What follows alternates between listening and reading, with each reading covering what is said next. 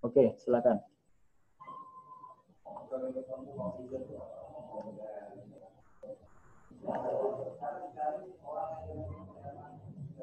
Yuk, silakan.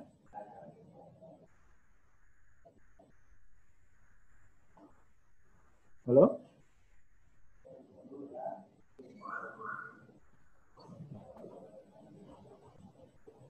Halo? Apa tadi keluar? Ya, oke.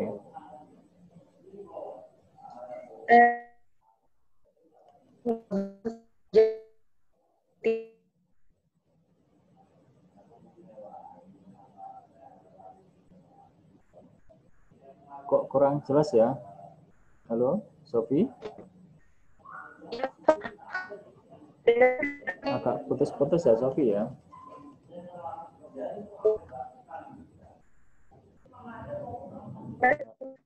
Halo, Sofi? Yang lain, apakah mendengar suaranya Sofi? Putus-putus, Pak. Putus-putus ya? Pak. Sama berarti ya? Jelas Pak suaranya. Oke, Sinyalnya Pak. Sofi, dikuatkan sinyalnya Sofi ya. Dikuatkan ya, diteguhkan sinyalnya ya. Yuk. Dikuatin. Ya, kuatin Kuat. Sofi, yuk. Ya. Dibuat kuat. Biar sampai akhir. Ya. Yuk, silakan Sofi. Keluar kayaknya Sofi. Oh, kok malah nggak ada ya? Kayaknya Sinyalnya sinyalnya ya, jaringannya kurang bagus tadi Sofi. Di lampu Sambil katanya, Pak. mati lampu. Sambil Sofi mungkin mempersiapkan jaringannya. Silakan, boleh yang lain ya. Silakan. Boleh, ada Ulfa, ada Lina. Boleh, siapa dulu? Ada Anita, Mela, Nurhaliza, Niken, Jeffrey, Yanti, Wida, Osyah. Yuk, siapa dulu? Pak, saya dulu Pak. Boleh, Jeffrey ya. Dinyalakan videonya. Ya, ingin bertanya Pak. Ya. Ya kan penelitian saya kan mengenai metode pembelajaran gitu Pak, problem solving terhadap untuk meningkatkan kemampuan berpikir tingkat tinggi. Nah, ini Pak masih bingung soal bab 3-nya Pak. Tentang metode penelitian Pak. Desain. Jadi kan sampel kan harus diambil secara representatif gitu Pak. Nah, untuk untuk pengambilan itu seperti apa Pak? Kan ini kan saya ingin meneliti pada siswa SMP gitu Pak. Oke ya. Nah, jadi nanti ini penelitiannya didesain penelitian apa ini? Penelitian kuantitatif. Desainnya apa? Kalau kuantitatif pendekatannya ya. Desainnya ya, eksperimental. Oke, akan didesain eksperimental ya. Kenapa kok didesain eksperimental? Ya, Pak. Kenapa kok didesain eksperimental? Karena eksperimental karena ini karena harus membutuhkan pengamatan langsung gitu Pak. Pengamatan langsung. Karena ya, harus ada perlakuan. Karena harus adanya perlakuan, treatment ya. Seandainya sudah ada sekolah, sudah banyak sekolah yang menerapkan PBL, seandainya, maka kita cukup melihat bagaimana efektivitas mereka yang telah menerapkan PBL itu, gitu ya. Tapi ini mungkin settingannya belum banyak sekolah yang menerapkan PBL misalnya, sehingga perlu diuji cobakan, begitu ya, settingannya ya. Ya. Nah, nanti desain penelitiannya kan desain eksperimental.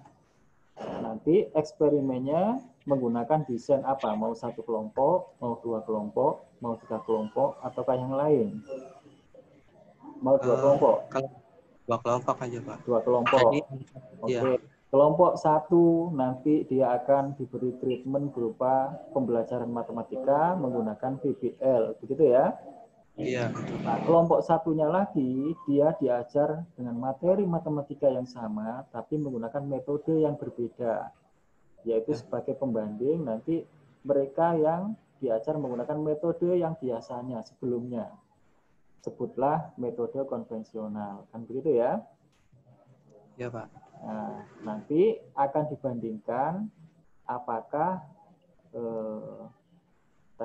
kemampuan berpikir tingkat tinggi siswa dalam kelompok pembelajaran yang diberi treatment PBL itu lebih baik daripada yang diberi treatment lainnya. Kan begitu ya pertanyaannya ya?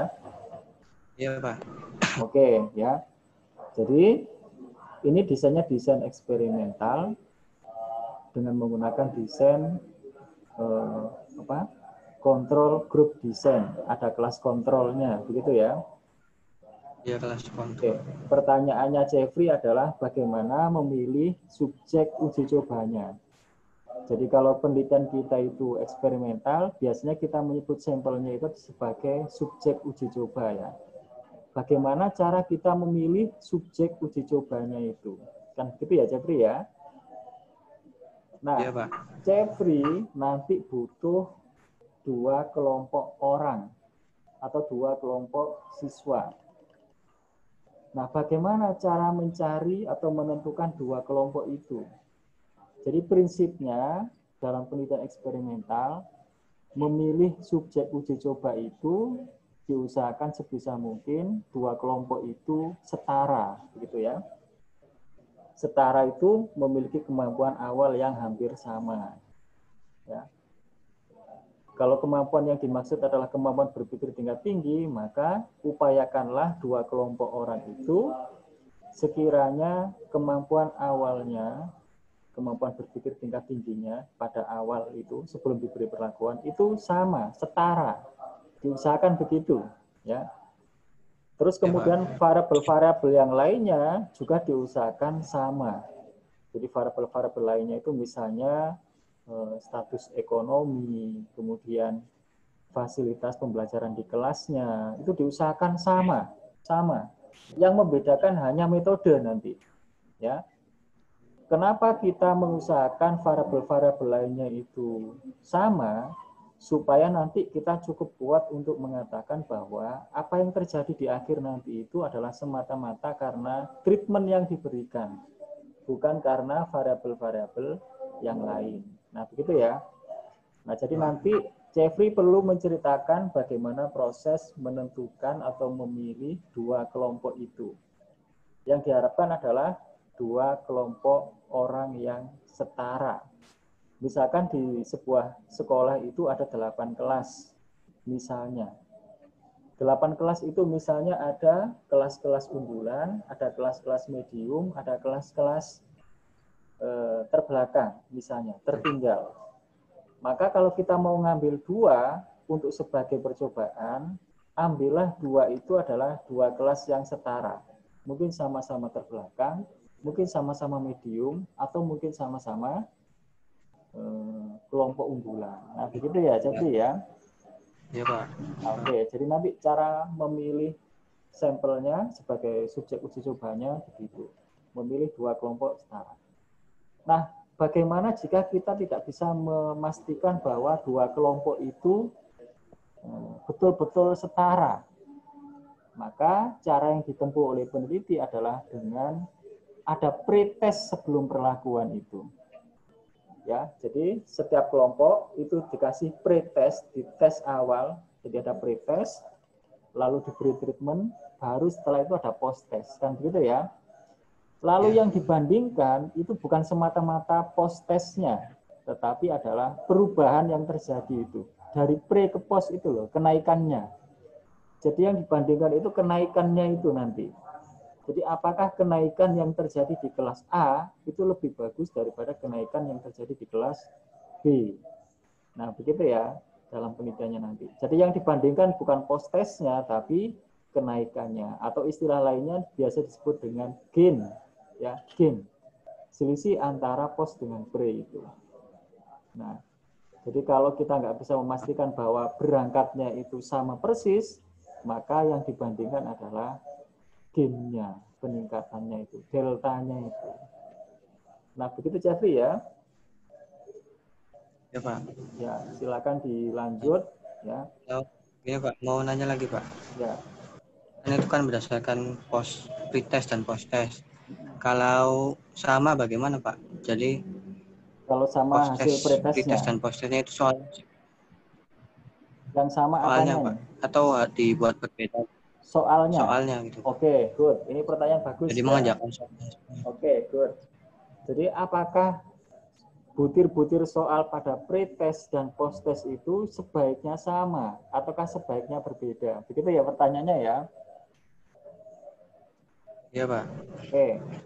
Jadi pretest dan post-test itu sebaiknya sama, tapi bukan butirnya yang sama, kisi-kisinya yang sama. Kisi-kisinya.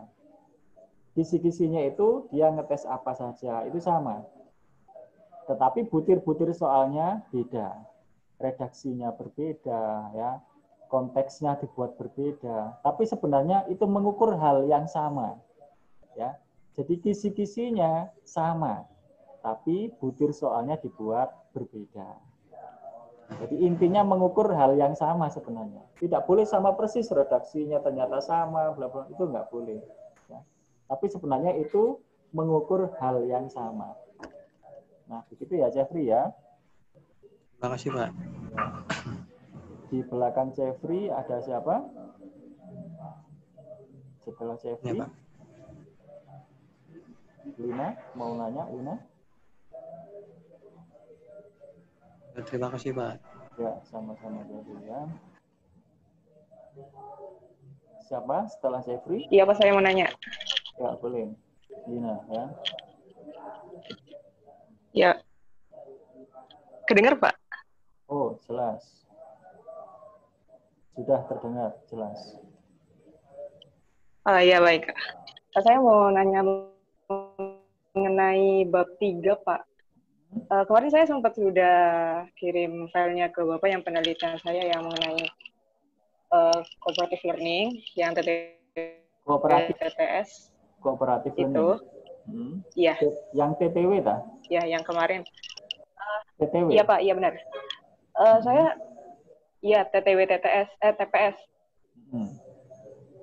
Kemarin saya sudah menentukan instrumen penelitian mengenai ininya. Kan saya tujuannya kan mengukur prestasi sama kemampuan berpikir logis, pengaruh terhadap TTW, menggunakan metode pembelajaran TTW sama TPS. Nah, saya bingung di bagian instrumen penelitian yang untuk mengukur tingkat kemampuan berpikir logisnya, Pak. Saya bingung mau menggunakan apa. Kalau yang untuk menentukan prestasi, mengukur prestasi yang diperoleh kan bisa yang tadi kayak Jeffrey, penggunaan post-test, pre-test, nanti ada dibagi 2 kelompok gitu. Kalau yang instrumen yang untuk mengukur tingkat kemampuan berpikir logisnya saya belum menemukan, Pak. Bingung. Oke, ya. Kalau untuk mengukur prestasi gampang. Mengacu pada kurikulum, muatannya, kan gitu ya. Tapi kalau mau mengukur untuk kemampuan berpikir logis, itu seperti apa? Oke, ya. Jadi harus tahu dulu secara umum bagaimana tahapan mengembangkan sebuah instrumen pengukuran. Ya. Kalau kita mau mengukur kemampuan berpikir logis, maka tahapan yang paling pertama sekali kita harus mendefinisikan apa yang dimaksud dengan kemampuan berpikir logis. Tinjauan konseptualnya dibaca. Apa sih kemampuan berpikir logis itu? Komponennya apa saja? Indikator-indikatornya apa saja? Nah, begitu ya. Tahapan yang paling pertama sekali. Begitu kita sudah mendefinisikannya dengan baik, sudah mengenali komponen-komponennya atau dimensi-dimensinya, sudah mengenali indikator-indikatornya atau ciri-cirinya, maka kita baru bisa menentukan kalau seperti itu indikatornya, maka bagaimana metode pengukurannya? Apakah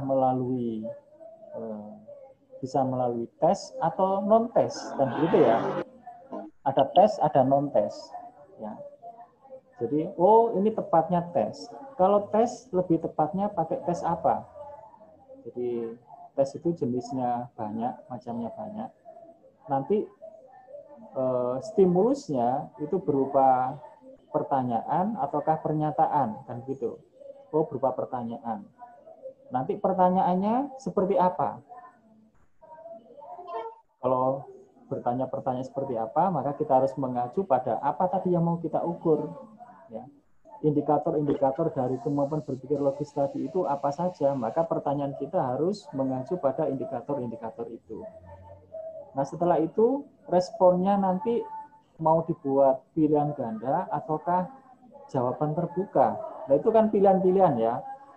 Jadi terkait hal itu, kemarin ada satu file yang saya share kan ya, apa judulnya? Tes dan pengembangannya. Sudah sampaikah itu di mahasiswa semuanya?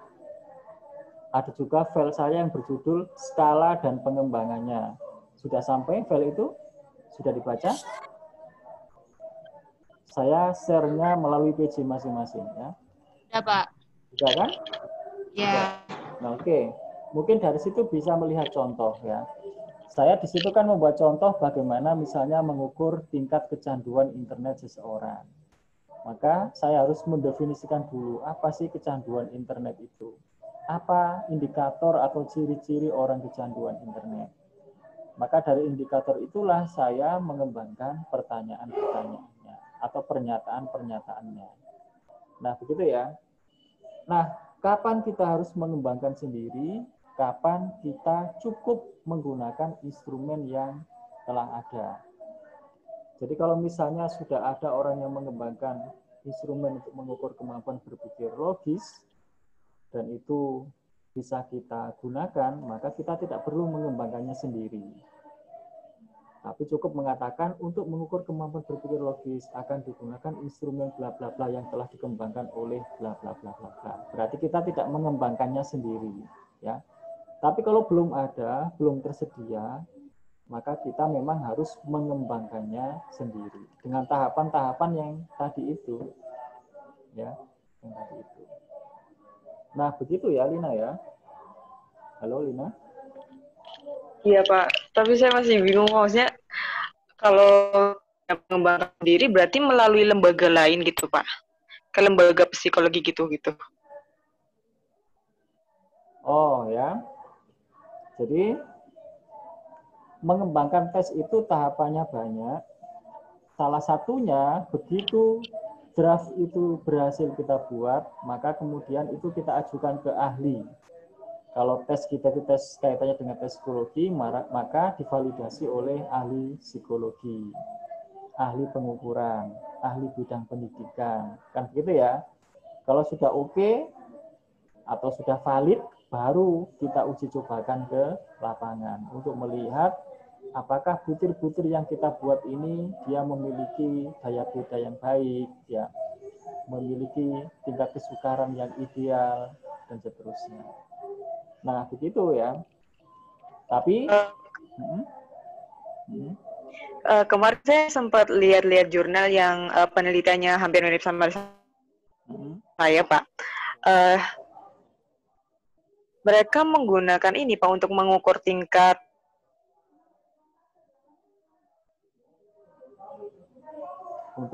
berpikir logis. Lembaga seperti lembaga itu saya belum paham maksudnya itu gimana pakai lembaga itu. Oh, ya, jadi dia tidak mengembangkan instrumen sendiri, dia menggunakan instrumen yang dimiliki oleh sebuah lembaga tertentu. Ya, dia bekerja sama dengan lembaga tertentu untuk mengukur hal tersebut, ya. Jadi ada lembaga-lembaga tertentu yang memang dia fokus untuk biasa mengukur hal-hal psikologi, ya. Jadi kalau kita menggunakan yang dikembangkan oleh sebuah lembaga yang memang kredibel seperti itu, memang itu biasanya lebih bagus. Kalau kita mengembangkan sendiri, memang kita bukan ahlinya, kan gitu ya. Terutama memang kalau itu misalnya adalah instrumen-instrumen psikologi. Karena ngembangin instrumen itu kan juga prosesnya panjang, ya. Kalau tes-tes hasil belajar mungkin relatif lebih mudah, guru sudah biasa. Tapi kalau misalkan bagaimana mengukur komitmen seseorang, nah ini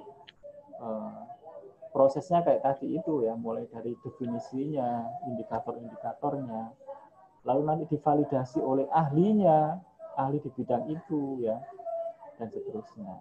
Jadi yang dibaca oleh Lina itu berarti dia dalam rangka untuk mengukur yang tadi itu, dia bekerja sama dengan lembaga tertentu, ya, atau menggunakan instrumen yang dikembangkan oleh sebuah lembaga tertentu. Nah, gitu ya, dia tidak mengembangkannya sendiri. Kalau misal saya tadi tujuannya untuk mengukur tingkat berpikir logis, itu pakai yang sama untuk mengukur prestasi yang tadi, bisa nggak Pak kira-kira? Dibuat sama antara kemampuan berpikir logis dengan prestasi. Iya. Itu bukan hal yang sama kan? Iya sih Pak, tapi bukan hal yang sama, ya berarti tidak sama ya. Makanya yang paling penting sekali itu adalah bicara definisi. Bagaimana kamu mendefinisikan kemampuan berpikir logis itu. Ya. Itu munculnya di tinjauan konseptual itu ya. Bicara prestasi belajar, bicara kemampuan berpikir logis, nanti ujung-ujungnya ternyata kemampuan berpikir logis juga bagian dari prestasi belajar, misalnya begitu ya. Berarti cara ngukurnya kayak apa. Nah itu di situ nanti diskusinya, bahasnya di tinjauan konseptual itu. Nah itulah sebabnya kenapa sebelum bab 3 didahului dengan bab 2, tinjauan literatur. Ya.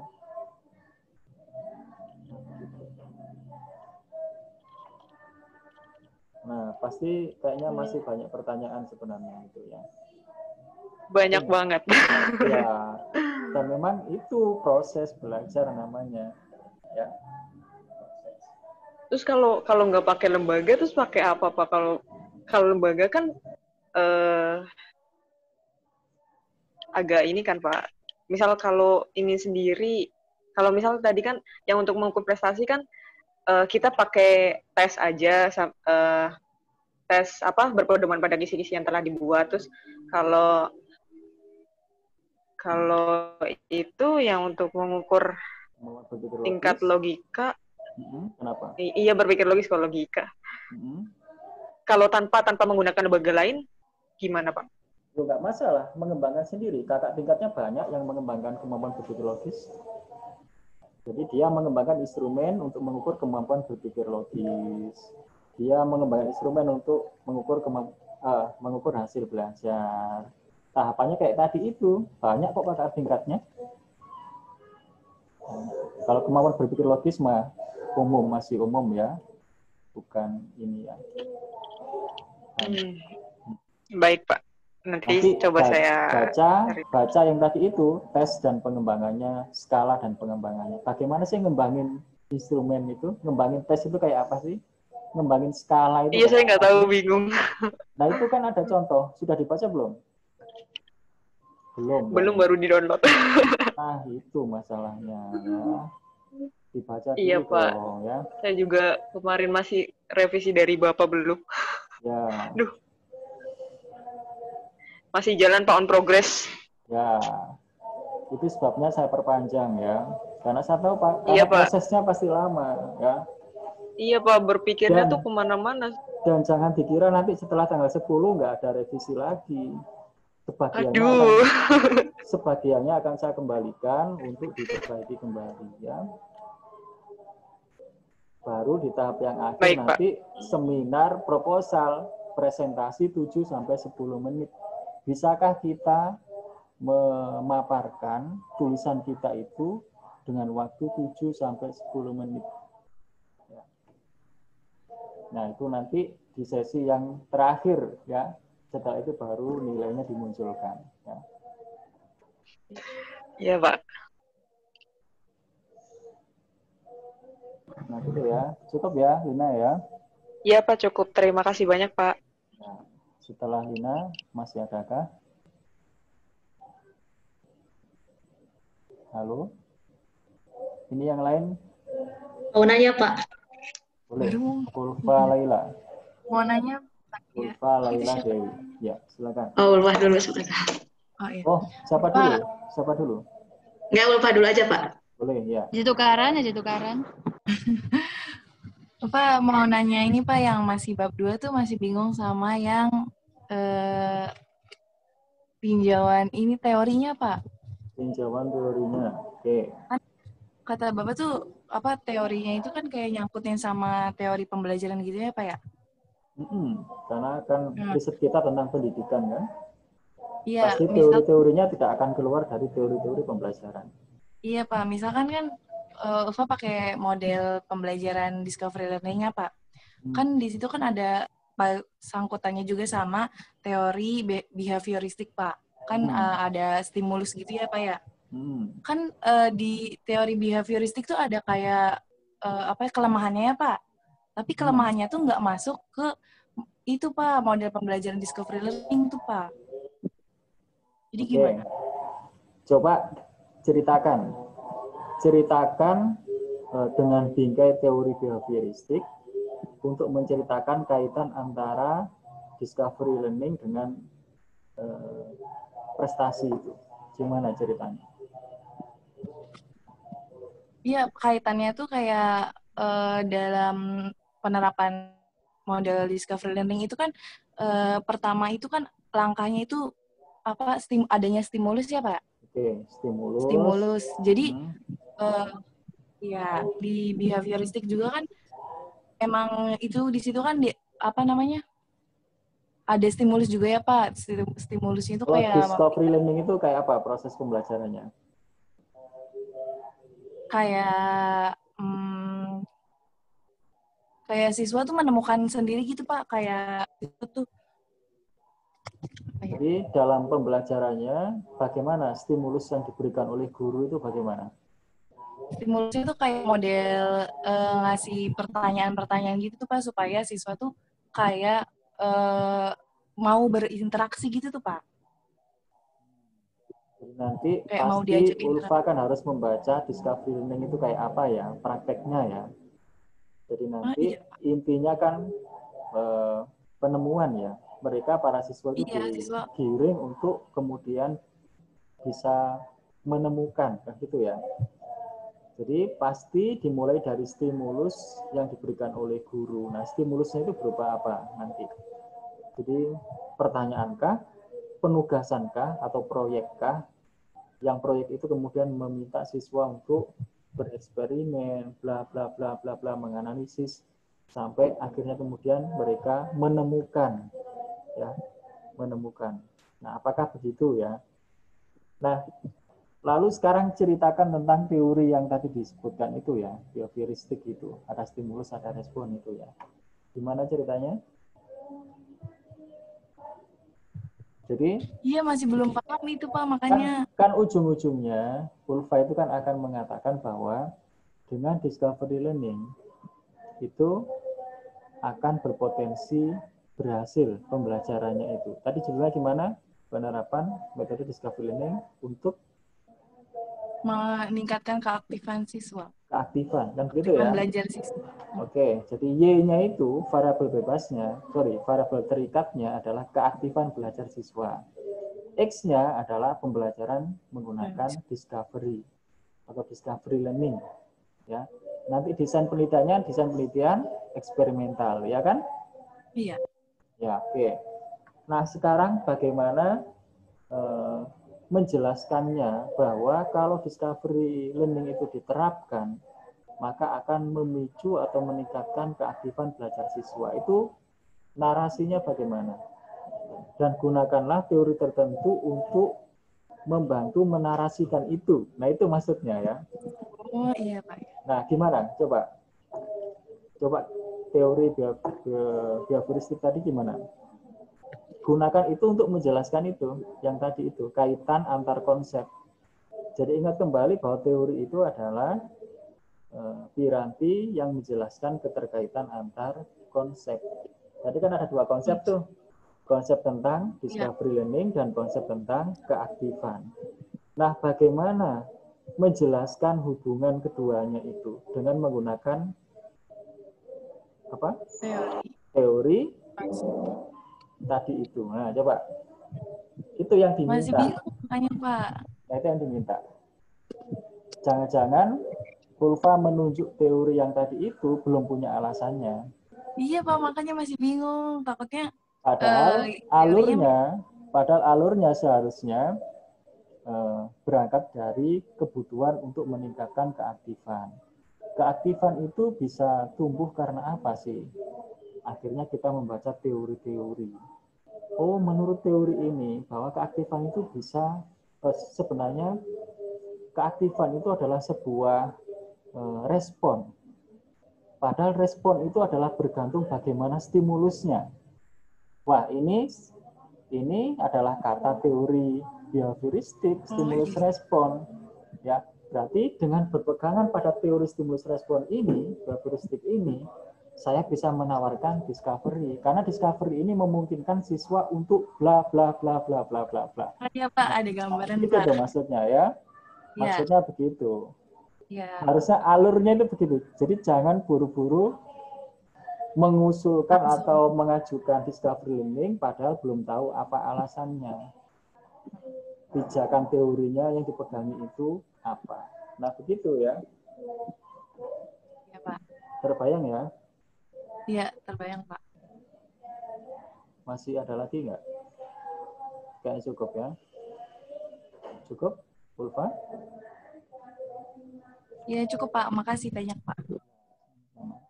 Setelah Ulfa, tadi ada siapa? Feni ya? Siapa tadi ya? Ya, Pak. Feni, boleh. Silakan. Ya, Pak. Mau nanya, tadi kan kalau CEPRI itu ada 2 kelompok ya, Pak, yang ditelitinya tuh. Kalau misalkan ngambilnya cuma 1 kelompok, itu tuh harus diberi perlakuan yang berbeda juga, Pak? Atau boleh cuma 1 perlakuan? Satu kelompok dengan perlakuan yang berbeda, misalnya gimana gambarannya? Atas satu kelompok. Dan kalau tadi CEPRI misalkan kelompok 1 pakai metode konvensional, terus yang kelompok 2 pakai metode yang mau diteliti sama CEPRI-nya. Dan kalau yang saya kan 1 kelompok misalkan tuh ngambilnya, itu harus kayak CEPRI juga Pak perlakuannya. Yang 1 pakai konvensional, yang 1 pakai yang lain juga gitu. Oke, jangan buru-buru mendengarkan jawabannya. Ya, Pak. Penelitiannya Feni, pertanyaan penelitiannya apa? Model pembelajaran apa yang dapat mengakomodasi perbedaan latar belakang siswa? Kalau ditulis seperti itu, maka Feni belum menawarkan sebuah alternatif.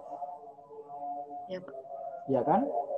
Berarti Feni belum menawarkan sebuah alternatif. Padahal di latar belakang, di paragraf yang paling akhir, peneliti harus memunculkan tawaran apa yang bisa sebagai alternatif jawaban. Misalnya, tadi ujung-ujungnya kemudian Ulfa pada ujung paragrafnya menawarkan discovery learning yang diduga akan berhasil. Sehingga pertanyaan penelitian dia adalah, apakah discovery learning efektif untuk meningkatkan keaktifan belajar siswa? Dan begitu ya. Jadi pertanyaan dia sudah spesifik. Nah, kalau Feni belum menawarkan sesuatu. Jadi kalau model pembelajaran apa, itu cara menjawabnya pasti Feni belum terbayang. Tapi kalau yang tadi Ulfa, cara menjawab dia akan bereksperimen. Satu diajar menggunakan discovery learning, satunya model lainnya. Nah, sekarang apa yang ditawarkan oleh Feni dalam rangka untuk meningkatkan apa? Mengakomodasi perbedaan latar belakang siswa. Judulnya gimana, Feni? Apa, Pak? Judul penelitiannya gimana? Penerapan model pembelajaran kooperatif untuk mengakomodasi heterogenitas siswa.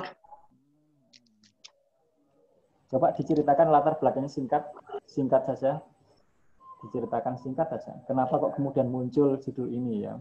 Latar belakangnya gimana? Lupa lagi, Pak. Singkat saja, singkat. Ini bagus kok judulnya ya. Penerapan metode pembelajaran kooperatif ya. Iya. Apa tadi? Kooperatif untuk mengakomodasi heterogenitas siswa. Siswa. Jadi dalam satu kelas itu kan memang umumnya heterogen ya. Jarang sekali dijumpai kelas itu yang homogen. Masalahnya seringkali guru mengajar tidak mempertimbangkan heterogenitas siswa. Mengira atau menganggap bahwa semua siswa dalam satu kelas itu sama, kan gitu ya? Iya, Pak. Oke, dan itu masalah kan ya? Kenapa disebut masalah? Karena jika guru tidak memperhatikan keberagaman latar belakang siswa, maka berkemungkinan ada siswa yang sesuai atau mudah untuk mengikuti sesuai dengan stimulus yang diberikan guru, dan ada siswa yang mungkin tidak sesuai dengan stimulus yang diberikan oleh guru, kan gitu ya? Bla bla bla, itu sudah menceritakan tentang dampak negatifnya. Jadi apa dampak negatif dari kalau guru itu mengajar tidak memperhatikan keberagaman siswa? Dampaknya bisa bla bla bla yang tadi itu. Akan ada siswa yang terugikan, akan ada siswa yang lebih diuntungkan, kan begitu ya? Dan itu negatif, bla bla bla bla bla. Nah, di paragraf yang paling bawah sekali, maka Feni perlu memunculkan sebuah tawaran alternatif. Yang tawaran alternatif itu bisa dari hasil membaca teori. Ya. Tawarannya Feni apa? Yaitu tadi ujung-ujungnya kan Feni mau menawarkan metode pembelajaran kooperatif itu.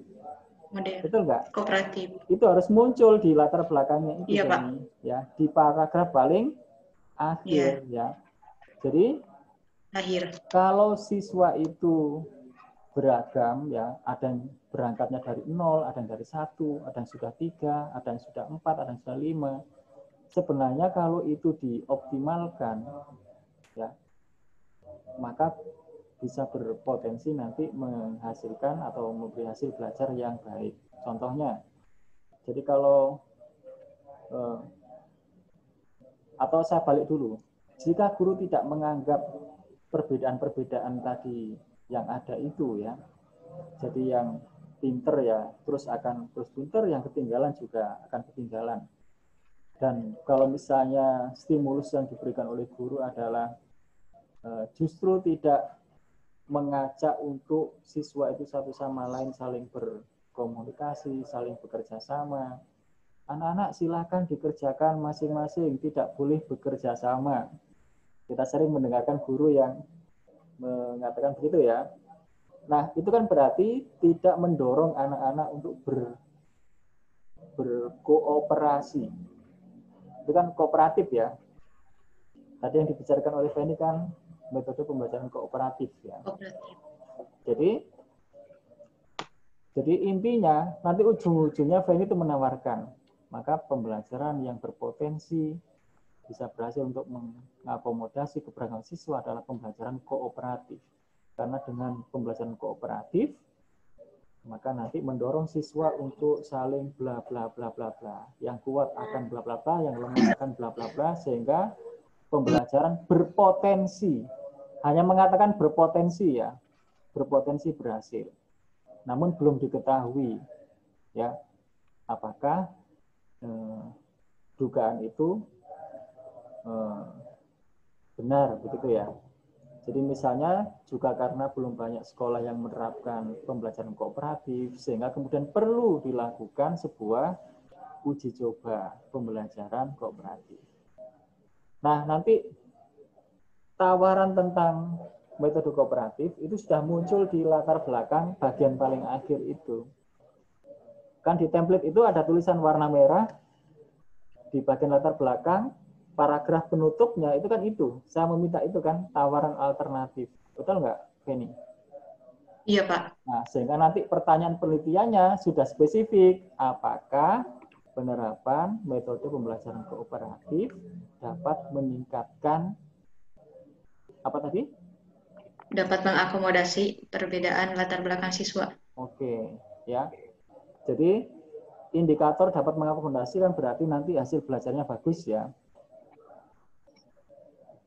Nanti ya, boleh langsung dikaitkan dengan hasil belajar ya. Nanti terkait dengan keberagaman belajar siswa itu redaksinya bisa diatur ya. Jadi misalnya judulnya juga boleh diperbaiki atau dirubah, misalnya penerapan metode pembelajaran kooperatif di kelas heterogen, kan gitu ya, di kelas heterogen Iya, Pak. untuk meningkatkan hasil belajar siswa. Nah gitu. Jadi nanti yang dibicarakan oleh oleh Feni itu adalah kelas heterogen. Jadi semua model pembelajaran baik untuk situasinya masing-masing. Ya. Nah, situasi yang dibicarakan oleh Feni itu adalah situasi kelas yang heterogen. Sehingga yang ditawarkan oleh Feni adalah metode pembelajaran kooperatif. Ya. Kenapa? Karena kalau kelas itu homogen, kooperatif atau enggak kooperatif ya sama nanti. Di kelas heterogen, maka metode kooperatif itu lebih tepat. Kan begitu? Penerapan metode pembelajaran kooperatif di kelas heterogen untuk meningkatkan hasil belajar siswa. Nah, begitu ya, Feni ya. Nanti ya, pertanyaan penelitiannya bisa lebih spesifik. Sudah spesifik, apakah penerapan metode pembelajaran kooperatif di kelas heterogen dapat atau efektif meningkatkan hasil belajar siswa. Nah, begitu, Feni. Nah, nanti desain tadi yang perlakuannya gimana, Pak? Ya? Sama kayak Cefrita gitu. Yang perlakuannya. Oke. Jadi ini desain penelitiannya eksperimental nanti ya. Eksperimennya mau satu kelompok, mau 2 kelompok, ataukah mau 3 kelompok. Tadi Feni maunya satu kelompok saja. Kenapa satu kelompok saja? Kalau satu kelompok biasanya nanti hanya dilihat sebelum dan sesudah, kan gitu ya. Jadi sebelum dan sesudah, kalau ternyata naik, maka nanti Feni akan menyimpulkan bahwa naiknya hasil belajar itu adalah karena metode pembelajaran kooperatif, kan gitu ya. Kalau satu kelompok, tapi desain yang seperti ini banyak kelemahannya, betul nggak? Bagaimana kita bisa yakin bahwa kenaikan itu adalah karena metode? Bukankah orang itu sebelum dan setelah belajar, apapun metodenya, pasti meningkat? Betul nggak, Feni? Iya, Pak. Maka menyimpulkan bahwa kenaikan itu adalah karena metode, itu lemah. Betul kan? Maka desain yang lebih baik dari itu adalah 2 kelompok.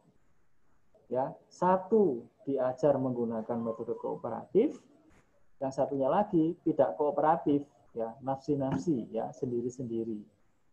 Lalu nanti dibandingkan apakah kenaikan hasil belajar mereka yang diajar menggunakan kooperatif itu lebih baik daripada kenaikan di kelas pembelajaran yang tidak kooperatif. Nah, begitu. Jadi membandingkan dua kelompok itu. Nah, begitu, itu desain yang lebih baik, ya, lebih baik daripada satu. Jadi harusnya 2 kelompok ya, Pak?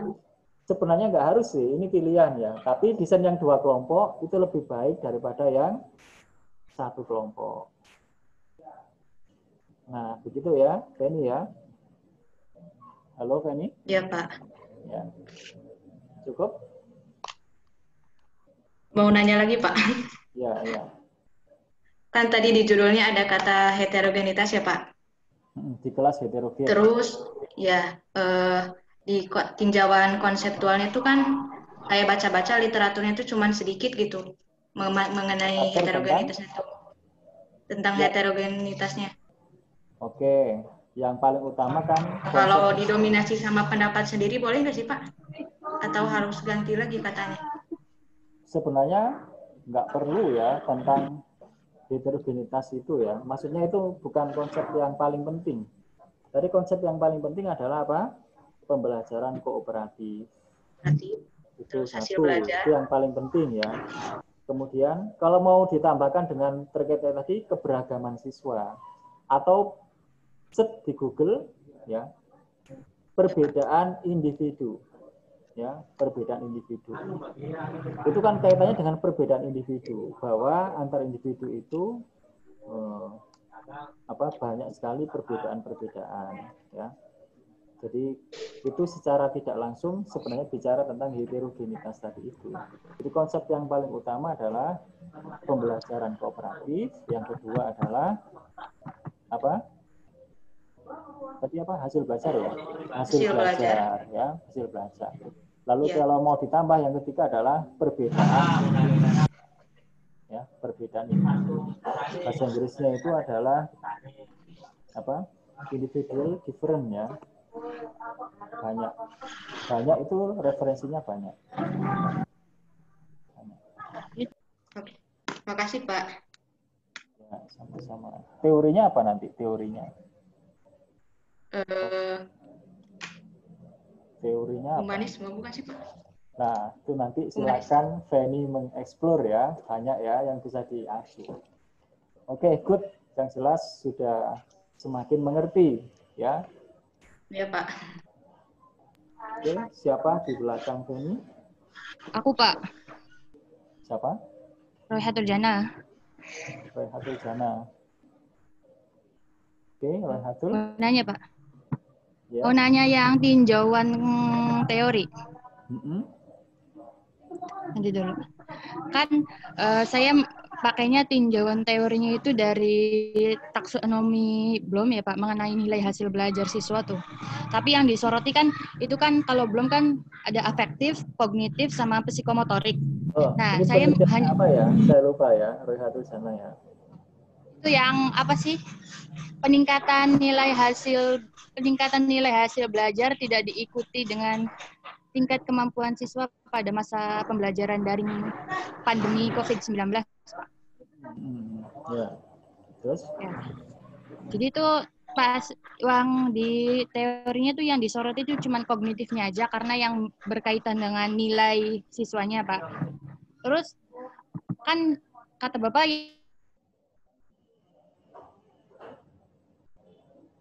Halo.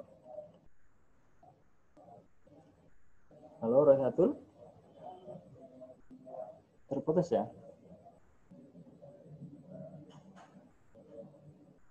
Royhatul?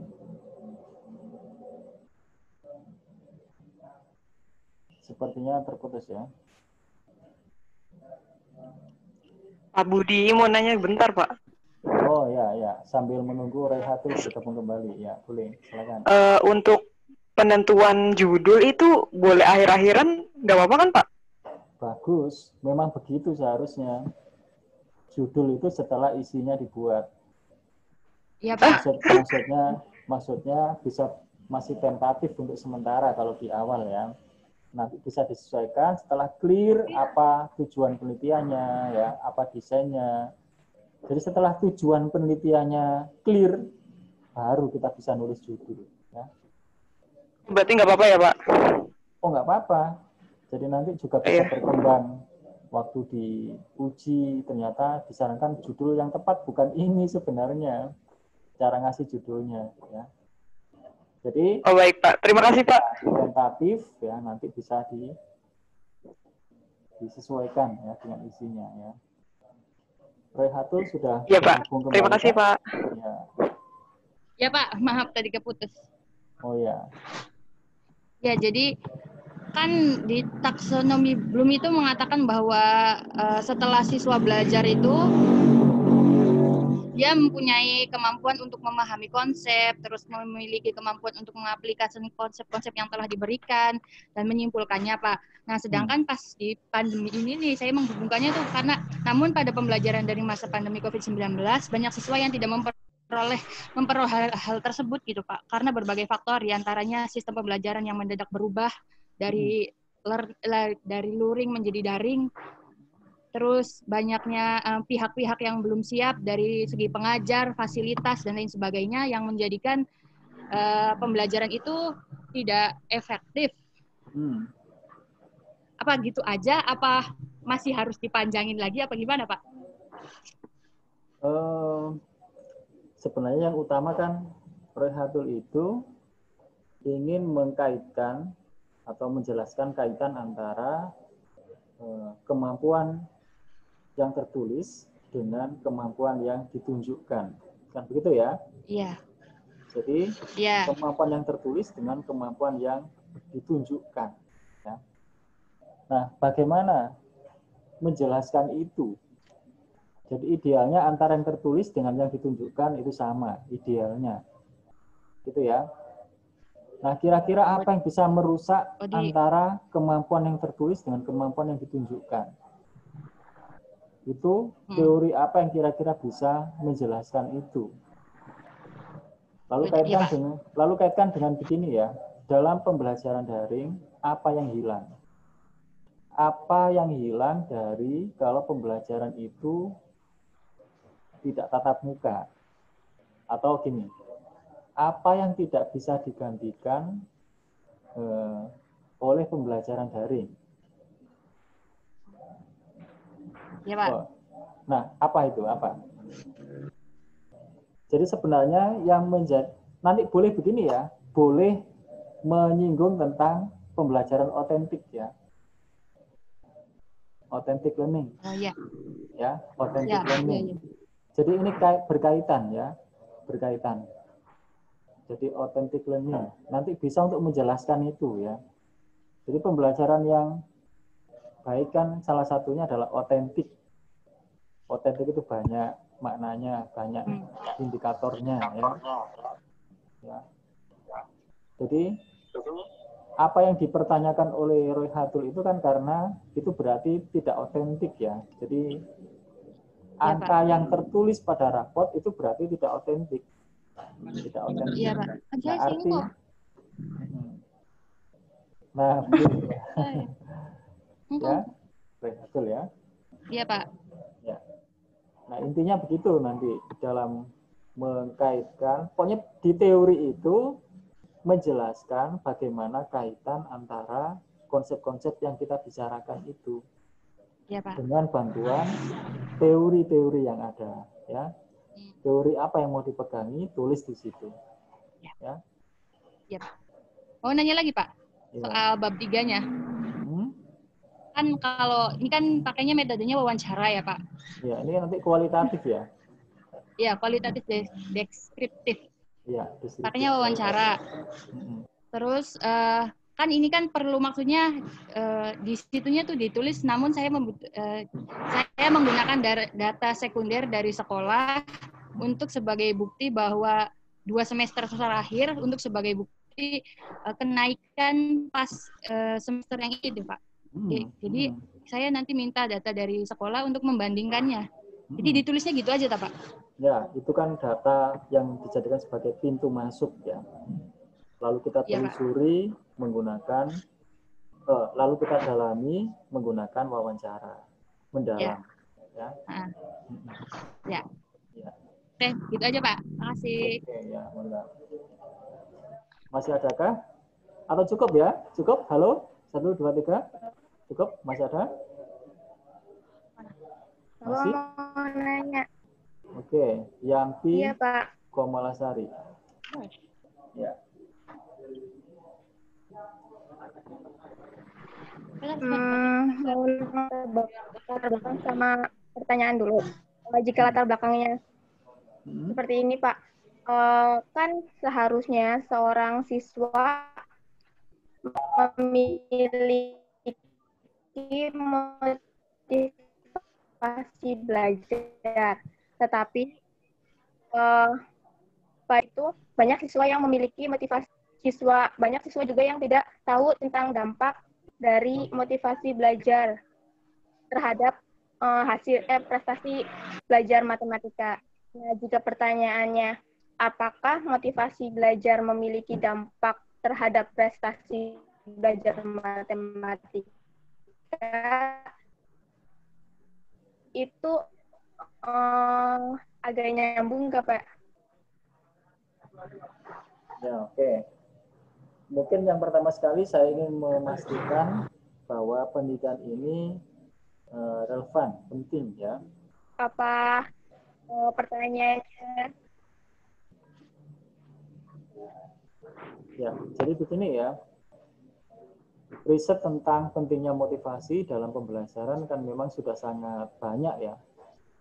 Dan hampir semua temuannya mengatakan bahwa motivasi itu peranannya sangat penting dalam menentukan hasil belajar. Kan gitu ya.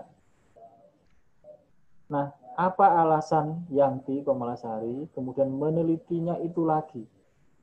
Iya, Pak. Apa? Karena penelitian tentang itu sudah sangat banyak dan temuannya sama. Ya, temuannya sama. Tapi kalau misalnya begini, beberapa riset terdahulu tentang motivasi itu ada yang menemukan begini, ada lagi yang temuannya itu berlainan dengan penelitian lainnya, bla bla bla. Sehingga ada alasan untuk kemudian kita menelitinya lebih lanjut, mengonfirmasi atau mencari dukungan yang lebih kuat dengan data terbaru. Kan gitu ya? Halo? Yanti? Yantinya kok nggak ada ya?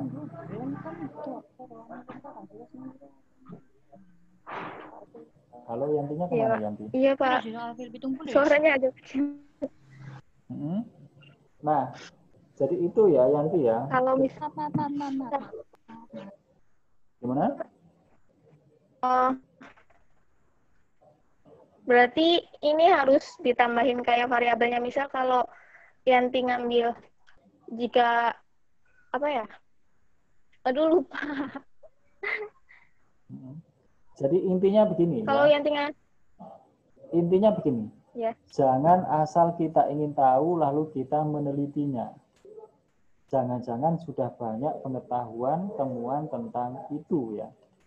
Kalau misalkan sudah ada riset tentang itu, sudah banyak, maka lihat temuan-temuan yang sudah ada itu apakah memberikan arah yang sama, konsisten, ataukah satu sama lain beda-beda.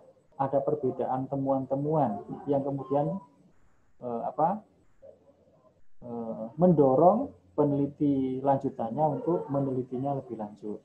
Tapi kalau ternyata itu temuannya hampir sama dan tidak ada orang yang meragukannya, semua orang meyakini bahwa motivasi itu peranannya sangat penting dalam pembelajaran, tidak ada orang yang mempertanyakannya, tidak ada gap hasil penelitian satu dengan yang lainnya, maka kan tidak ada alasan untuk kita melakukan penelitian tentang itu.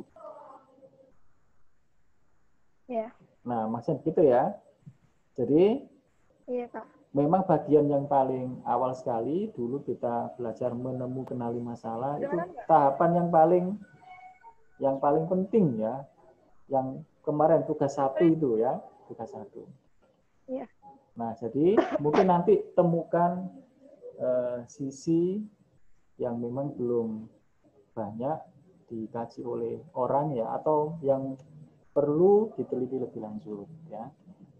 Ada gap, ya, ada keraguan. Nah, hal-hal begitu tuh ya, gitu. Baik, Pak. Yanti sudah pernah mengirim draftnya ke saya belum? Pernah chat sih ke Bapak. Sudah terbalas belum?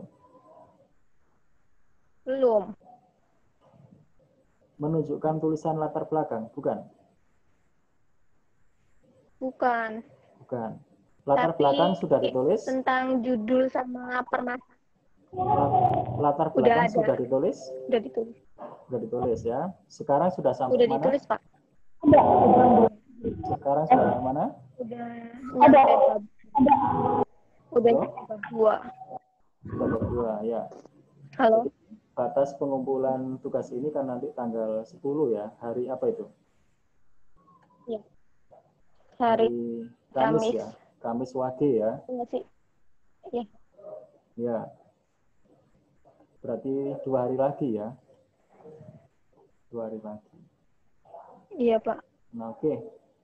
Jadi nanti temukan kebaruannya ya, Yanti ya. Atau karena saya belum membaca lengkapnya dari tulisannya Yanti ya, barangkali tulisannya sebenarnya sudah ada sesuatu yang baru ya. Nanti boleh ditunjukkan ya. Ada lagi Yanti? Bentar Yanti. Udah Pak, itu dulu. Ntar Yanti chat Bapak aja. Ya. Buat latar belakang sama pertanyaannya biar lebih jelas. Oke, semangat ya. Iya, Bapak. Terima kasih, Bapak. Ya, sama-sama. Sudah cukup atau masih ada ini? Benar, Pak. Bapak saya mau nanya. Mau tanya. Siapa? Siapa dulu? Anita Safianti. Ya. Bapak, saya mau nanyakan judul penelitian saya kan penggunaan equation system terhadap hasil belajar matematika pada pokok bahasan SPLTV. Nah, saya mau nanya di bab 3-nya, itu apakah menggunakan eksperimental yang caranya seperti Jeffrey atau bagaimana, Pak? Jadi pertanyaan penelitiannya bagaimana? Bentar, Pak. Seingatnya aja. Adakah pengaruh penggunaan program equation system pada siswa terhadap hasil belajar dan berapa besar sumbangan efektif dan relatif dari kelas eksperimen yang menggunakan media teknologi dan kelas kontrol menggunakan media cetak? Ya, ini nanti akan didesain eksperimental ya. Iya, Pak. Ya, 2 kelompok. Berarti nanti sama kayak Jeffrey ya, Pak? Enggak, ini pertanyaan. Mau didesain 2 kelompok? Mau didesain 2 kelompok? Atau iya, 1 Pak. kelompok? 2 kelompok. Jadi nanti 2 kelompok, 1 diajar matematika menggunakan bantuan apa? Media cetak. Yang satunya menggunakan yang aplikasi itu. Aplikasi itu ya. Meskipun saya belum terbayang yang dimaksud aplikasi oleh Anita itu, yang equation system itu dia aplikasinya kayak apa? Aplikasinya itu jadi kita masukkan angka, nanti keluar hasilnya gitu. Misalnya nih, ini untuk sistem persamaan linear ya? Seperti kalkulator gitu, Pak. Ini untuk persamaan linear iya, ya? Pak. 2 variabel. Sistem persamaan iya. atau sistem? 3, Pak. Sistem persamaan linear. Sistem persamaan. Oke. Iya, Pak. Jadi misalnya ada soal sistem persamaan linear, 2 variabel, 2 baris begitu ya? Iya. 2 baris, ada soal, disuruh menentukan X dan Y-nya, maka cara menyelesaikan ini menggunakan alat itu kayak apa caranya? Iya, Pak. Ya, kayak apa caranya? Langsung keluar hasilnya, Pak. Langsung diketikkan soalnya itu ya? Kalau misalkan soalnya langsung 3X plus 4Y sama dengan 4, maka kita tulisnya 3, langsung 3 plus 4 sama dengan 9, misal gitu. Nanti langsung keluar nilai X-nya berapa gitu, Pak. X-nya berapa, Y-nya berapa, gitu ya? Iya. Langsung keluar, nggak usah mikir kan? Nggak usah, Pak. Nggak usah repot-repot. Oke, sistem ini untuk apa? Aplikasi ini untuk apa? Maksudnya, Pak? Aplikasi ini digunakan untuk apa dalam pembelajaran matematika? Oh, ini Pak, kan selama ini tuh anak-anak tuh suka ngelihat materi ini takut duluan. Jadi penggunaan aplikasi ini dalam pembelajaran itu biar anak-anak juga nggak terlalu takut gitu, Pak. Jadi belajarnya sambil mengaplikasikan aplikasi ini gitu. Jadi buat bandingin jawabannya. Cara belajarnya apakah cukup dengan menggunakan aplikasi itu? Nanti mereka itu? Harusnya enggak, Pak.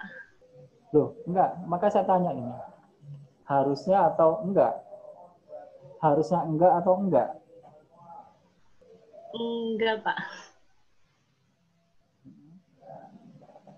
Jadi nanti dengan menggunakan alat ini, apakah mereka itu kemudian dalam pembelajarannya cukup menggunakan alat itu?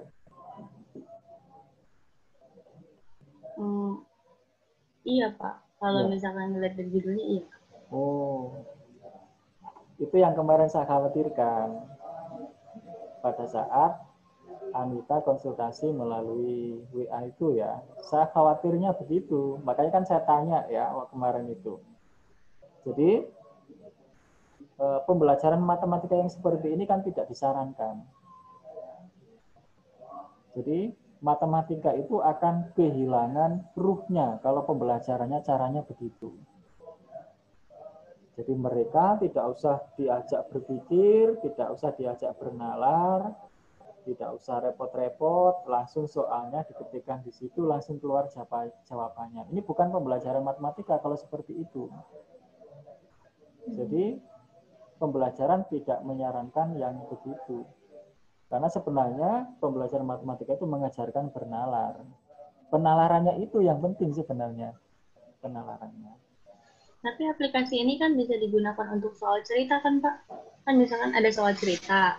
Nah, terus nanti dibikin ke sistem matematisnya, baru nanti menggunakan aplikasi itu. Nah, boleh ya. Itu kalau seperti itu berarti menggunakan alat tadi hanya sebagai alat bantu.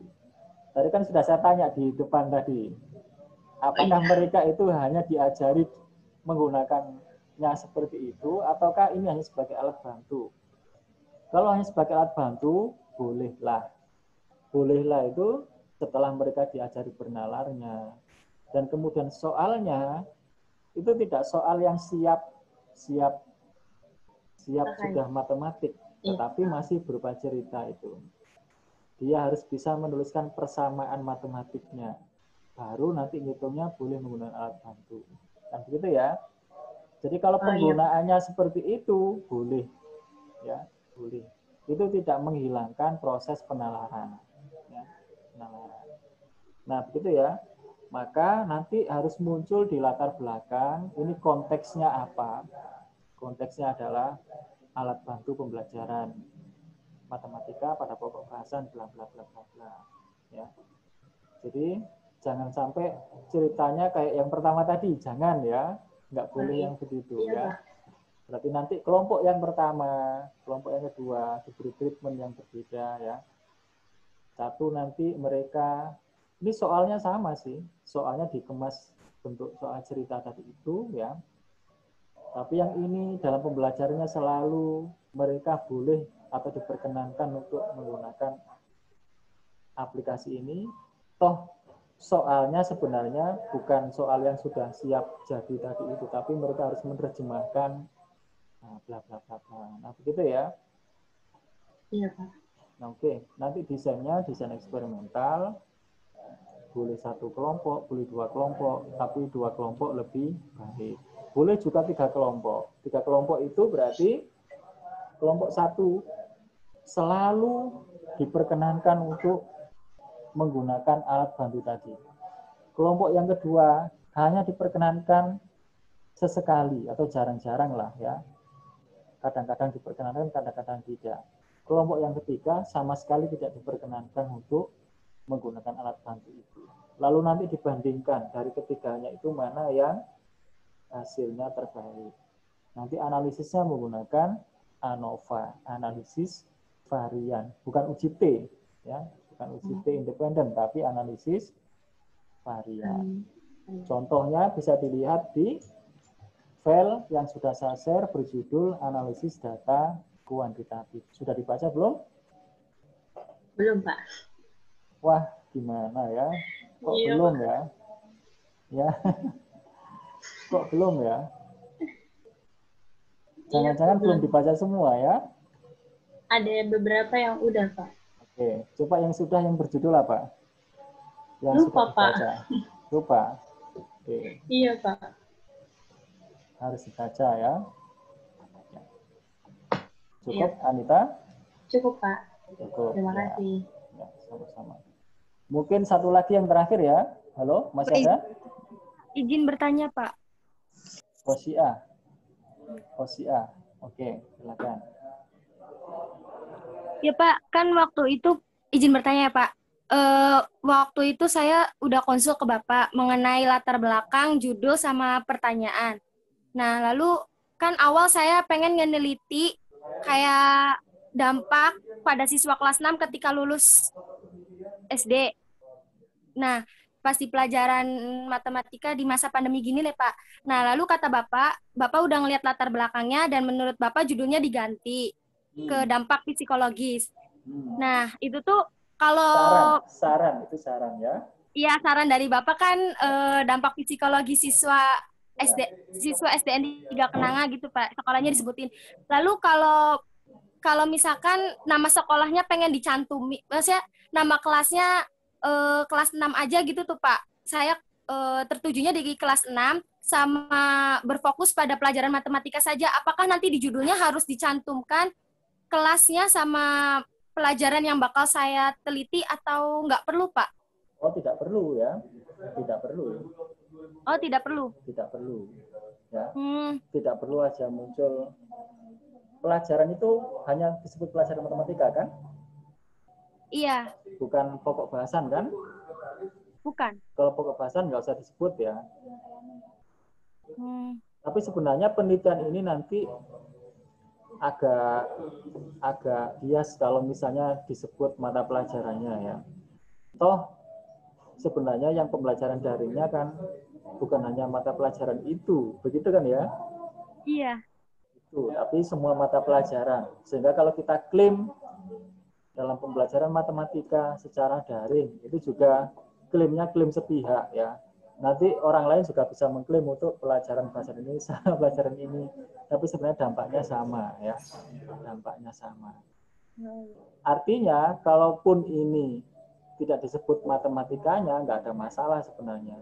Tapi kan ini hanya untuk ngepaskan karena Khosia itu jurusan tadris matematika. Kan begitu ya? Begitu kan? Iya, Pak. Tapi sebagai latihan, boleh saja Khosia tanpa mencantumkan matematika. Kalau memang ini proyeksinya bukan untuk nanti skripsinya ya. Skripsinya. Ini nanti mau dilanjutin? Nggak tahu. Oh, nggak tahu. Jadi tanpa menyebut matematika juga nggak apa-apa ya. Nggak usah menyebut matematika. Jadi nanti, berarti kalau tanpa menyebut, berarti konsepnya ke semua pelajaran ya, Pak? Kan nanti Khosia tidak fokus ke mata pelajarannya, tapi fokus pada pembelajaran daringnya, Pak. Iya, psikologi siswanya. Iya, psikologi siswanya. Ya, Khosia tidak ada kaitannya dengan itu mata pelajaran apa.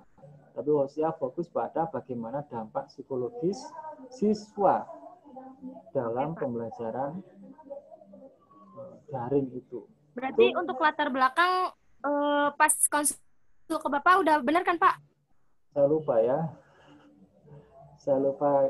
Tapi intinya waktu itu apa komentar saya?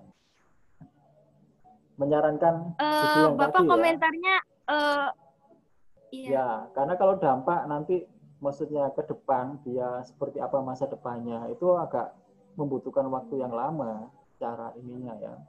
Cara penelitiannya. Bisa sih, tapi perlu waktu yang lebih panjang.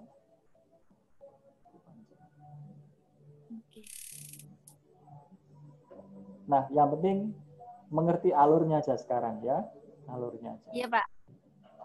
Nanti soal konten, mau nanti ternyata berubah menjadi apa skripsinya, sudah bisa menyesuaikan diri dengan mudah ya. Karena polanya sama. Polanya. Jadi kita mempelajari polanya aja ya. Baik, Pak. Cukup, Khosia? Ya, cukup, Pak. Terima kasih, Pak. Ada lagi kah? Pak, izin mau bertanya. Siapa ini? Yang mana ya? Lutfia, boleh. Lutfia. Mana ya Lutfia ya? Oh, di sini ya. Ya nanti dulu sih, Pak. Kuliah. Bapak, kan kemarin Nada udah konsultasi ke Bapak. Terus Bapak nyaranin untuk menspesifikasi dari judul yang awal. Tapi Nada udah ngegarap yang baru, Pak. Oh, baru jadi lagi. Kayak nggak pakai yang saran Bapak. Soalnya yang baru itu Nada udah banyak nyari referensi, udah tahu ke depannya mau gimana dan tahu jawabannya seperti apa, Pak. Udah jawabannya? Maksudnya ada gambaran ke depannya tuh, Pak. Seperti apanya. Saya kan kemarin belum ke musikal kan. Apa yang kemarin apa ya? Saya lupa ya. Kemarin tuh judulnya pengaruh kecerdasan logis matematika terhadap kecerdasan lainnya. Terus Bapak menyarankan untuk lebih menspesifikasi ya, hubungan ya. Hubungan antara kecerdasan logis matematika terhadap kecerdasan bukan terhadap ya. Kalau hubungan bukan terhadap. Dan Dan itu Nada ngambilnya yang baru. Iya, pakai yang baru. Gimana, Pak? Yang baru gimana ceritanya? Kalau yang baru itu peningkatan kecerdasan logis matematika melalui metode open-ended dalam pembelajaran matematika. Kalau peningkatan kecerdasan logis matematik melalui metode open-ended dalam pembelajaran matematika. Metode open-ended itu seperti apa? Kalau metode open-ended itu jadi kayak seorang pendidik itu harus menjelaskan konsepnya dan siswa itu dibebaskan untuk berpikir kritis, kreatif, inovatif, Pak. Jadi dari situ tuh bisa meningkatkan daya kecerdasan siswanya. Istilah metode open-ended itu dipelopori oleh siapa itu? Awalnya itu di Jepang, Pak. Terus akhirnya merambat ke Eropa sama ke Amerika. Dan itu udah terbukti untuk meningkatkan kecerdasan siswanya gitu, Pak. Jadi makanya kan ada pengen dan mencoba. Itu belum banyak diterapkan di Indonesia. Iya. Good. Sehingga perlu dilakukan sebuah uji coba kan itu ya di Indonesia. Apakah juga akan menuai keberhasilan sebagaimana di Jepang dan beberapa negara yang lainnya kan begitu ya? Oke, good, bagus. Itu nanti ceritakan di latar belakangnya. Oke. Terus? Tapi dan Nada belum ada gambaran, Pak, bakalan menggunakan uji apa gitu. Nanti desainnya eksperimental kan? Halo? Iya, soalnya ngebandingin open end convention. Iya. Desainnya eksperimental, mau didesain 2 kelompok. 2 kelompok ya? Nanti sama dengan teman-teman yang tadi, yang lainnya tadi itu. Jadi 2 kelompok, satu diajar menggunakan open-ended, satunya apa ya, mungkin seperti biasanya, konvensional, lalu nanti dibandingkan. Ujinya menggunakan uji T independen, teknik analisisnya. Uji T independen. Ada di file yang saya share, yang berjudul apa? Analisis data kuantitatif. Ada 27 halaman. Di halaman-halaman terakhir ada contoh-contoh nanti yang bisa dilihat. Sudah dibaca belum? Belum. Nah, belum ya. Kok pada belum ya? Harusnya terus dibaca, ya. Insya Allah sekarang, Pak. Nada pengen konsultasi latar belakang, Pak. Udah ngechat Bapak, cuman belum dibalas. Belum dibalas ya? Soalnya belum sempat kayaknya ya. Gimana, Pak? Kenapa? Ya saya belum buka ya. Belum saya buka kan itu? Belum ya? Belum. WA-nya belum saya buka ya. Pokoknya belum dibuka berarti saya belum sempat membacanya ya. Lanjut aja berarti. Yang jelas ceritanya tadi itu ya dilanjut ya. Nanti kan setelah tanggal 10 nanti saya kelompokkan. Ini yang sudah lolos, ini yang harus saya kembalikan lagi. Itu ya. Yang jelas begini ya. Baik, Pak. Sesi tanya jawab ini gimana? Yang selalu saya share di YouTube, saya unggah di YouTube ya. Silakan pertanyaan dari teman-teman yang lain itu kan bisa dipelajari oleh teman-teman yang lainnya juga. Kalau itu sama, ada hal-hal yang sama itu silakan dipelajari, lalu digunakan sebagai dasar untuk memperbaiki proposalnya masing-masing. Ya. Jadi pasti banyak bagian-bagian yang sama lah ya dengan pertanyaan-pertanyaan teman-teman yang lain. Ya. Halo? Iya, Pak. Ya. Cukup ya? Iya, makasih, Pak. Sama-sama. Masih adakah ini atau sudah cukup ditutup? Masih ada?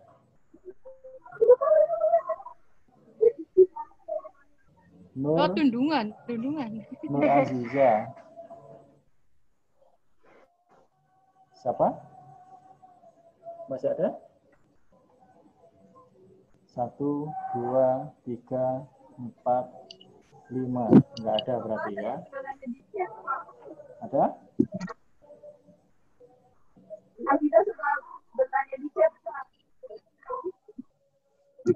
Nur Aziza mau nanya, Nur Aziza?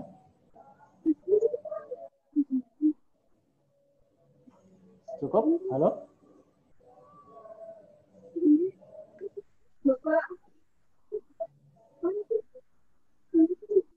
Nur Aziza mau nanya? Oh enggak.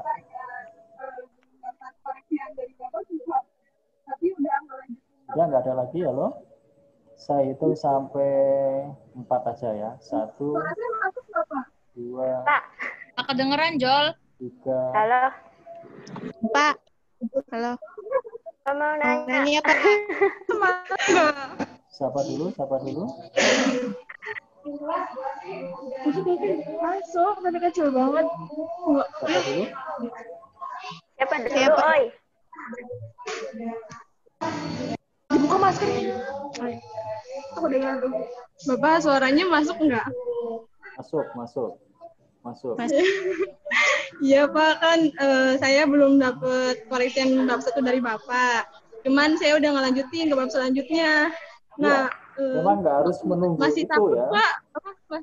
Tidak harus menunggu itu ya. Silakan dilanjut sampai bab akhir ya. Kan bisa mempelajari dari tanya jawab di sesi-sesi sebelumnya ya. Jadi begini, ini pesan untuk semua ya.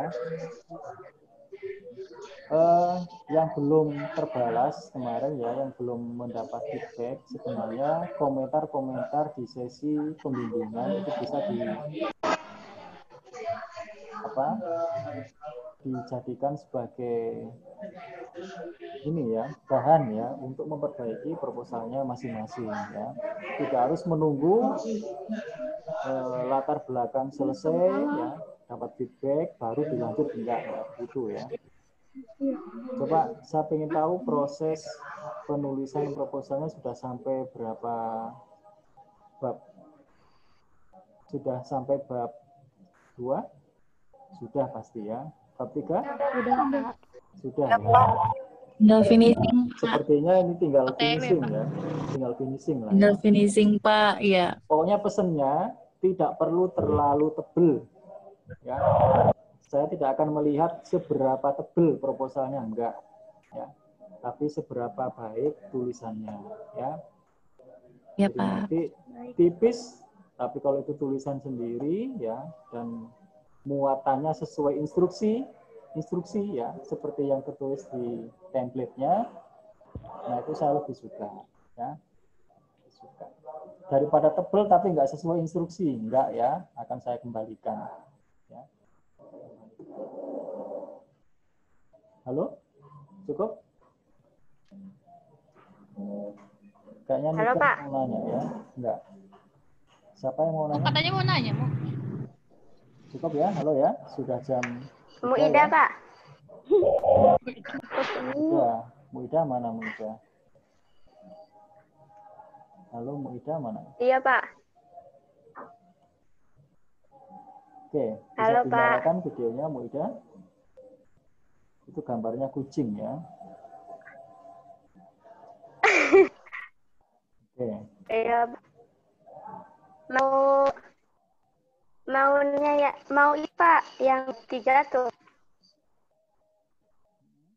Yang sains penelitian itu masih nggak yakin tuh Pak. Barangkali ada masukan dari. Nah, masukannya saya nggak bisa memberi masukan kalau tidak diceritakan apa ya. Jadi ceritakan dulu apa pertanyaan penelitiannya ya. Baru saya bisa memberi masukan ya. Penelitiannya tentang apa kemarin? Apa sih tentang analisis kesulitan belajar matematika siswa, Pak? Menggunakan e-learning. Oke. Desain penelitiannya apa nanti? Desain penelitiannya apa? Desainnya masih bingung, Pak. Oke. Jadi kalau pertanyaan, kalau judulnya seperti itu. Oh, pertanyaan. Kalau judulnya seperti itu, maka pertanyaan penelitiannya gimana? Oh, sebab-sebab kesulitan siswanya, Pak. Apa sih? Apa saja. Oke. Jadi penelitian ini bertujuan untuk menggambarkan sebab-sebab kesulitan belajar siswa. Begitu ya? Begitu ya? Oke. Oke. Di tinjauan teorinya atau tinjauan konsepnya ya, itu kan ada banyak pendapat tentang jenis-jenis kesulitan belajar. Betul nggak? Betul nggak? Halo Muidah, kalau betul katakan betul dong ya. Halo? Iya. Sepertinya Muidah nggak fokus ya. Halo? Sepertinya nggak fokus ya. Sinyalnya putus-putus. Oke. Penelitiannya Muidah nanti lebih dekat ke penelitian deskriptif ya. Penelitian deskriptif ini nanti menggambarkan sebab-sebab kesulitan belajar siswa. Jadi nanti lebih dekat ke penelitian deskriptif. Jadi nanti mengidentifikasi apa saja jenis kesulitan yang dialami oleh para siswa. Di tinjauan teori, pasti nanti Muidah juga mengutip atau merujuk pada pendapat-pendapat beberapa ahli tentang jenis-jenis dan juga sebab-sebab kesulitan belajar siswa. Itu kan banyak macamnya ya. Nah, jadi sekarang nulisnya sudah sampai apa? Nulisnya.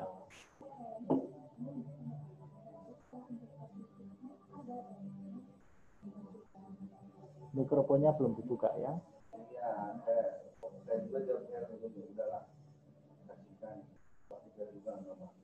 Udahnya bagus, Pak.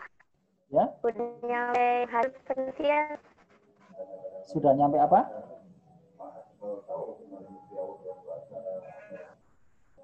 Halo?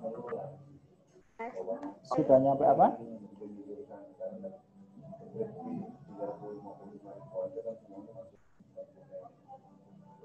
Muidah sudah nyampe apa?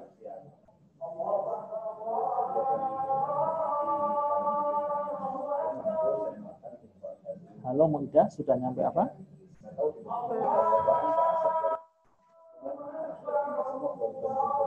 Sepertinya koneksinya kurang bagus ya. Baik ya.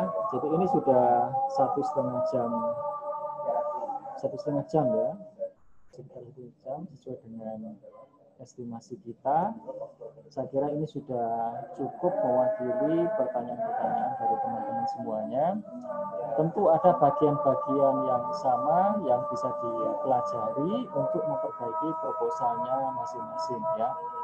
Jadi selain di kelompok ini juga silakan nanti bisa menyimak video-video tanya jawab yang diunggah sebelumnya. Itu juga banyak pertanyaan-pertanyaan yang mungkin juga itu menjadi pertanyaan kita. Nah, begitu ya. Nanti silakan dipelajari. Saya kira cukup ya, halo ya. Iya, Pak. Cukup ya. Jadi silakan diperbaiki proposalnya dan batas pengumpulan akhirnya nanti tanggal 10 hari Kamis. Saya kira cukup. Mudah-mudahan sesi ini membantu, mudah-mudahan kita selalu diberi kesehatan, kesuksesan, dan penuh dengan keberkahan. Amin. Dan selamat terus belajar, salam sukses sejati. Assalamualaikum warahmatullahi wabarakatuh. Waalaikumsalam warahmatullahi wabarakatuh. Warahmatullahi wabarakatuh. Waalaikumsalam. Makasih, Pak. Makasih, Pak. Terima kasih, Pak. Semoga orangnya Makasih, kuat Pak. dan kuotanya sudah kuat ya. Koreanya itu wow.